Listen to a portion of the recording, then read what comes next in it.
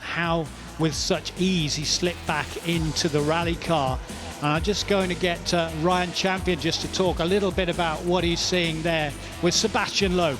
Yeah, I mean, you can see, as you said, Sebastien just at one with the car. And what I've noticed from both Sebastien and Dani Sordo, they're pushing hard up here. You know, they're not hanging about. They're using all the road. It's not a forgiving stage, but they're using every little piece of road available and a little bit more.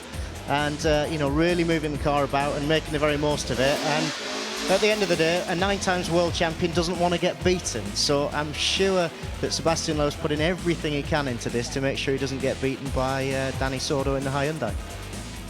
The amazing thing for us has been that, you know, he's come from Le Mans, he's come from circuit racing, he drove Porsche Super Cup last year, and he admitted he hasn't been in the car since Rally France last year in Alsace, where he had the big off after his competition with the VWs, but he slipped straight back into it.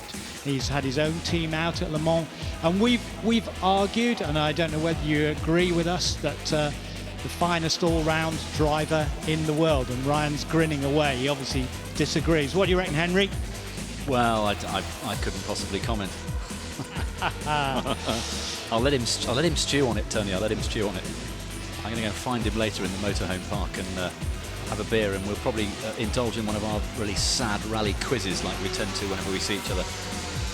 But it is also impressive for us that Hyundai has sent the car up the I-20 car for Dani Sordo when they're all in action over in Poland, as indeed Citroen are, with Chris Meek, who's had a trouble run, and last time we looked he was at 11th overall, and we're hoping that we will get Sebastien Loeb with us in the commentary box tomorrow and talk to him about all aspects of not just the World Touring Car Championship with Citroen, but most importantly how Citroen are doing this year and whether he'll ever get back into a rally car competitively.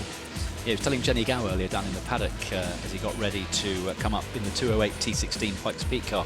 Hasn't been in the Citroen for 6 months, but he's just jumped in it and he's fully on it again, isn't it? But when you're a 9-time champion and you've won over 80 World Championship rallies, you don't forget how to do it. No question on that, and as you can see by the pictures here, he is totally committed. There's a journalist alongside him, no pace notes whatsoever. He had one acclimatization run, a little sighting run, off he went and set the fastest time, then traded fastest times with Dani Sordo for quite a while. Neil Simpson was quick in the Super 2000 Skoda. Robert Barrable in the R5 Fiesta, he was quick as well, but amazingly Roger Duckworth was quick in the Subaru too.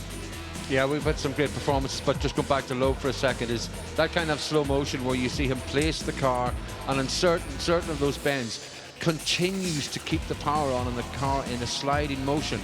I mean, we did discuss it here earlier on. Did we think he'd been in the World Rally Car before coming here? And we agreed he hadn't.